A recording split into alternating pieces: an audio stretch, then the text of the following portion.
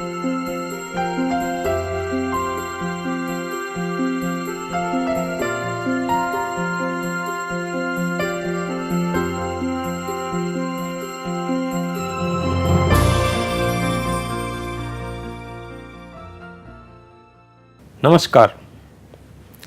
आज हम कृषि विस्तार में प्रबंध तकनीकों का प्रयोग इस विषय में थोड़ी जानकारी प्राप्त करने का प्रयास करेंगे। प्रबंध तकनीकों का उल्लेख करने की आवश्यकता क्यों है? हम सब जानते हैं कि कुछ वर्ष पहले ही ये प्रबंध शब्द यानी मैनेजमेंट, इसकी जगह प्रशासन शब्द यानी एडमिनिस्ट्रेशन का उपयोग होता आया है। प्रबंध और प्रशासन, इन दोनों तत्वों में, इन दोनों शब्दों में कोई अंतर है, यह समझना आवश्यक है। प्रशासन जहां एक पक्षीय है, ऊपर से नीचे की ओर निर्देशों का प्रवाहित होना और निर्देशों के पालन करने के सोच पर विकसित हुआ है। प्रशासन कंट्रोल करना, नियंत्रण करना बताता है, कार्य को संपादित करना बताता है, उत्पादकता में और परफॉर्मेंस में वृद्धि बताता है। वहीं दूसरी तरफ प्रबंधन का जो सिद्धांत है, प्रबंधन की जो सोच है, वो बिल्कुल भिन्न प्रकार से मानव को केवल उत्पादकता और उत्पादन की प्रक्रिया का एक अंग भर नहीं, लेकिन मानव इस उत्पादन की प्रक्रिया में एक संसाधन है, इस रूप में देखता है। इसीलिए प्रबंधन यह सिद्धांत जब कृषि विस्तार में हम लागू करते हैं तो वहां पर हम मानव को केवल उत्पादन के एक अवयव के रूप में नहीं सोचते, बल्कि इससे आगे बढ़ के सोचते हैं कि मानव उत्पादन के प्रक्रिया में एक संसाधन है और कुल मिलाकर एक संसाधन है जिस संसाधन के विकास की अपार संभावनाएं हैं।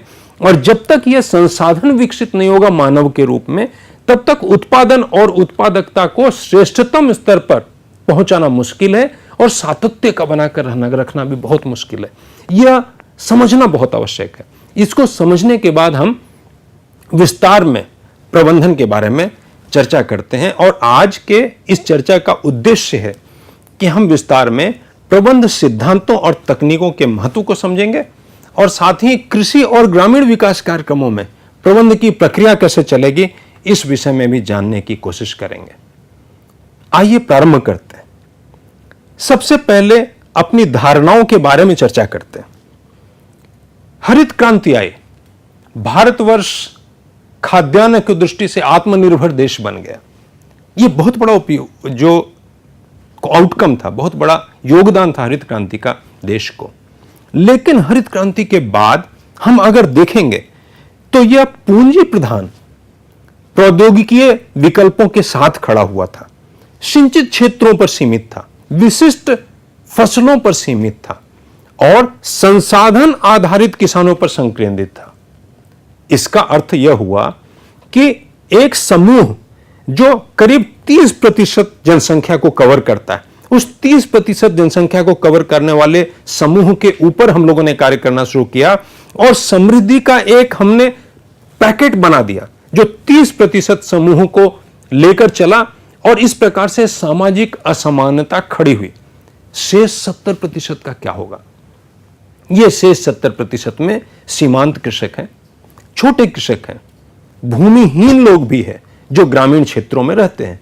तो उस शेष 70% की चिंता भी करना, उस 70% को शामिल करना यह आवश्यक है। विशेष करके यह आवश्यक आज की परिस्थिति में ज्यादा है क्योंकि हम सातत्य और उत्पादकता में वृद्धि की बात कर रहे हैं। सस्टेनेबिलिटी की जो समस्या है, प्रोडक्टिविटी में लगातार इन्हांसमेंट की जो समस्या है, यह सातत्य और उत्पादकता में वृद्धि के लिए सीमांत समूहों को छोड़ा नहीं जा सकता। इनको निरपेक्ष भाव से छोड़कर 30% के आधार पर उत्पादकता में निरंतर वृद्धि की कल्पना संभव नहीं है। समता मूलक अप्रोच लाना यह आवश्यक है कृषि प्रसार के लिए, यानी सोच और धारणा में एक विशिष्ट बदलाव और परिवर्तन की आवश्यकता है। और इस विशिष्ट बदलाव और परिवर्तन के लिए हमें सोचना पड़ेगा कृषि विस्तार में विशिष्ट प्रबंधन सोच के बारे में, और इसीलिए कृषि विस्तार को अपनी धारणा में बदलाव की जरूरत है। अब इस हिसाब से सोचें तो किन चीजों की आवश्यकता पड़ रही है? सबसे बड़ी बात हो रही है प्रतिभागिता की। प्रतिभागिता यानी निचले समूहों को शामिल करना, और यह प्रतिभागिता केवल प्रसार में नहीं, केवल कार्यक्रमों को लागू करने में नहीं, प्रतिभागिता तो अनुसंधान से प्रारंभ होनी चाहिए। जिनके लिए अनुसंधान, उनकी प्रतिभागिता के साथ अनुसंधान, विकल्पों का समूह खड़ा करना पड़ेगा। जटिल, विविध और जोखिम प्रवण कृषि में उपलब्ध विकल्पों का समूह बनाने की आवश्यकता पड़ेगी। साथ ही अगर संसाधन करके सामान्य कृषकों को सोचते हैं तो उनको वस्तुतः संसाधन मानने के लिए आवश्यक है कि हम यह भी समझें कि ये जो छोटे किसान हैं, जो सीमांत किसान हैं, जो भूमिहीन किसान हैं, इनके पास भी ज्ञान है, तकनीक है। उनका ज्ञान, उनकी तकनीक, जिनको परंपरागत ज्ञान कहा गया, उस परंपरागत ज्ञान को विकसित करने का मौका होना चाहिए। और परंपरागत ज्ञान का जो ऊपर से आ रही बड़ी तकनीकें हैं, उनके साथ समागम के लिए भी वातावरण बनाने की आवश्यकता होगी। इसके लिए भी विशिष्ट प्रकार के प्रबंधन की और सोच की आवश्यकता विस्तार को चाहिए। इसके साथ कृषि पारिस्थितिकी प्रणाली और साथ में प्रौद्योगिकी, दोनों की परस्पर निर्भरता का भी विश्लेषण करने की आवश्यकता है। और ये सारे प्रश्न जो मैं उठा रहा हूं, ये कृषि विस्तार के प्रबंधन के प्रश्न हैं। तो अब जब हम इन प्रश्नों को सोचते हैं, इसके बारे में सोचते हैं, तब हम समझते हैं कि परंपरागत विचार जो कृषि विस्तार का है, यानी तकनीकें ऊपर से विकसित होंगी और नीचे तक जाएंगी। नीचे में अज्ञानी कृषक बैठा है जो आंख मूंद कर उन तकनीकों को ले लेगा और तकनीकों को खेत में ले जाकर उपयोग में करके समृद्ध हो जाएगा। यह टॉप डाउन अप्रोच जो परंपरागत विचार है विस्तार का, इसमें परिवर्तन की आवश्यकता है। इस परंपरागत विचार को समाप्त करने का समय आ गया है। साथ ही अध्ययन जो योजनाबद्ध ढंग से खड़े हो रहे हैं और वैज्ञानिक प्रबंधन जो खड़ा हो रहा है विस्तार की प्रक्रिया में, इसको लागू करने का समय आ गया है। इसके लिए जरूरत है प्रबंधात्मक सोच की, समझ की, और साथ ही आवश्यक है व्यवहारात्मक अवधारणाओं की, जो अवधारणाएं धीरे धीरे प्रबंधन में विकसित हो रही हैं।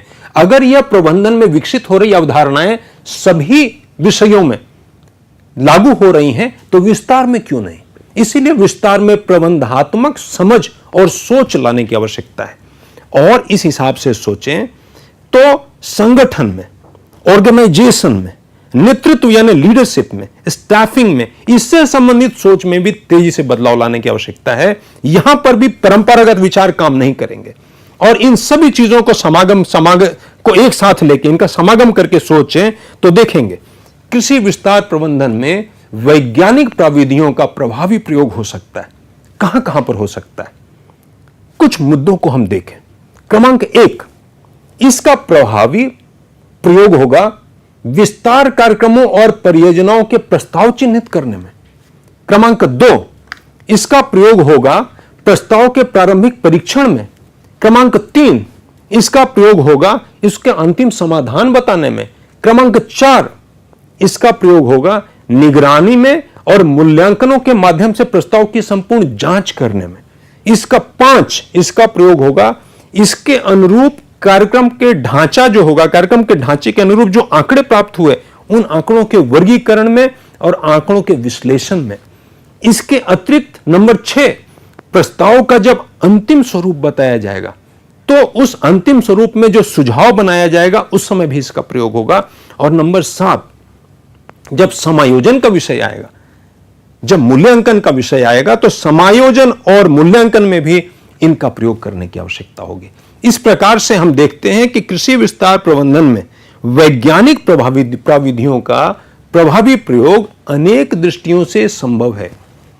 अब आगे चलें तो देखेंगे वैश्वीकरण का समय है और इस वैश्वीकरण के युग में जो विस्तार प्रबंधक हैं, इन विस्तार प्रबंधकों की यानी हमारी भूमिका बहुत बदली है।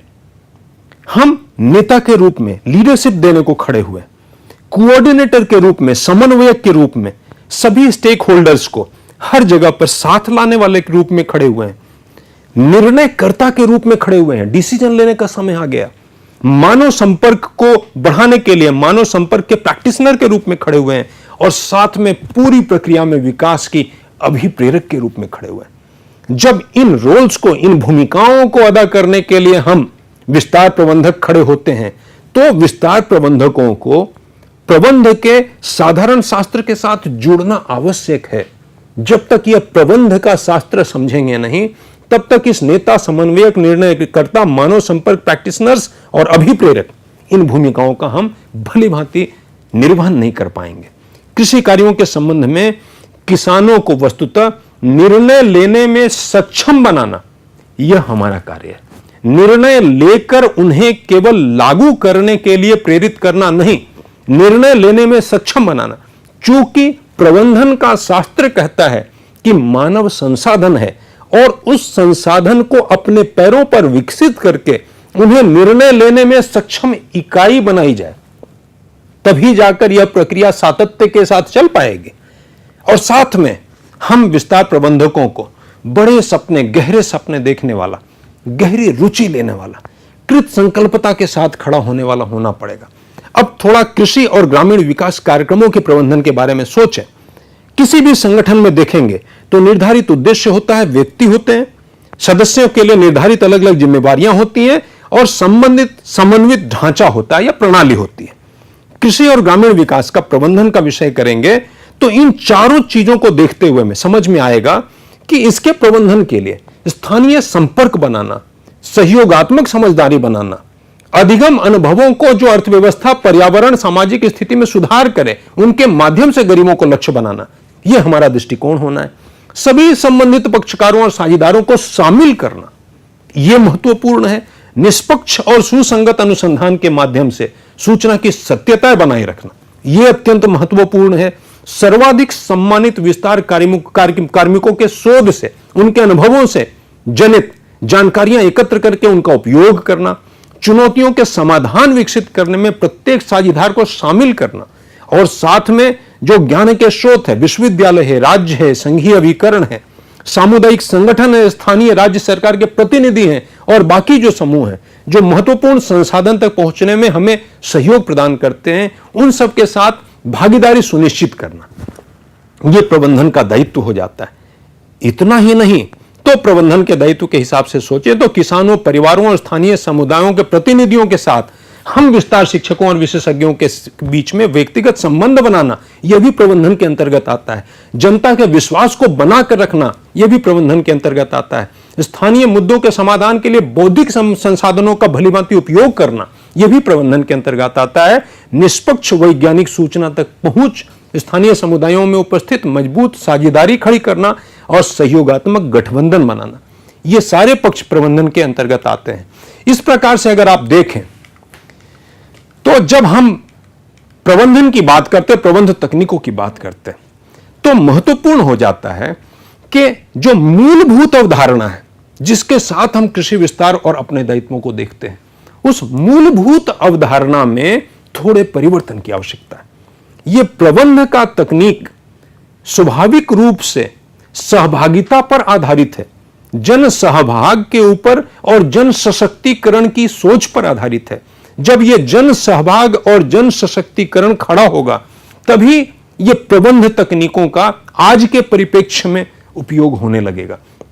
और इस हिसाब से देखें तो आज के परिप्रेक्ष्य में परंपरागत परिप्रेक्ष्य से तुलना करने पर हमारे लिए, हमारे सामने खड़े हुए विशालकाय समूह जो कृषकों के, उस विशालकाय समूह को हम केवल हमारे क्लाइंट यानी हमारे टेक्नोलॉजी, हमारी तकनीकों के लिए अंतिम उपयोग करने वाले लोग के रूप में न देखते हुए उनको संसाधन के रूप में देखें और उस संसाधन को वस्तुतः संसाधन बनाने के लिए उसमें निर्णय क्षमता पैदा करने की कोशिश करें। उस निर्णय क्षमता को पैदा करने के कंटेक्स्ट में, उस संदर्भ में जितने भी स्टेक होल्डर्स चारों तरफ हैं, उन सारे स्टेक होल्डर्स को साथ लाते हुए, नेतृत्व देते हुए, समझदारी दिखाते हुए, पारस्परिकता का निर्माण करते हुए, जब हम सब किसी को साथ लाते हैं और उन सब के सहयोग से विकासात्मक वातावरण खड़ा करते हैं जिसमें कृषक अंदर से सशक्त होता है, विकास की प्रक्रिया जड़ से ऊपर की तरफ चलती है और धीरे धीरे समूह, जो कृषकों के समूह हैं, वो अपने पैरों पर खड़े होते हुए, निर्णय लेते हुए, तकनीकों के बारे में अपने ज्ञान का उपयोग करते हुए, अपने योजनाओं और रचनाओं को स्वरूप देते हुए जब खड़े होते हैं, तो समझ में आता है कि वास्तव में कृषि विस्तार सततता की तरफ जा रहा है, जो समागम और सबको सहभागी करने वाला कृषि विस्तार का स्वरूप बन रहा है। इस प्रकार के कृषि विस्तार का स्वरूप प्रबंध तकनीकों के प्रयोग से ही संभव है। यह बात हम समस्त विस्तार प्रबंधकों को समझने की आवश्यकता है और इस मूलभूत अवधारणा के साथ जुड़ने की आवश्यकता भी है।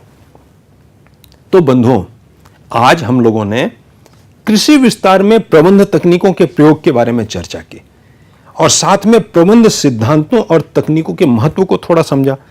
इसके अतिरिक्त कृषि और ग्रामीण विकास कार्यक्रमों में प्रबंध प्रक्रिया को समझने का प्रयास किया।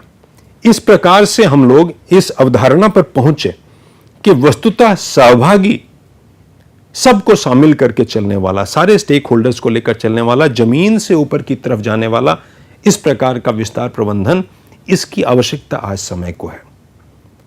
इस विषय में अधिक जानकारी के लिए आप यहां से हमारे जो सामग्री आपके पास, विषय वस्तु की सामग्री हमारे पास है, उस विषय वस्तु की सामग्री को एक बार रिफर करें, उसे पढ़कर देखने का प्रयास करें। आप देखेंगे कि इसके बारे में सुयोग्य ढंग से सारी जानकारी आपके पास है, जिसको कि आप एक बार स्पर्श कर सकते हैं और साथ ही मैनेज की वेबसाइट पर जाकर भी इसके विषय में जानकारी प्राप्त कर सकते हैं। विश्वास है कि इस विषय में आपकी अवधारणा पहले से स्पष्ट हुई होगी। धन्यवाद।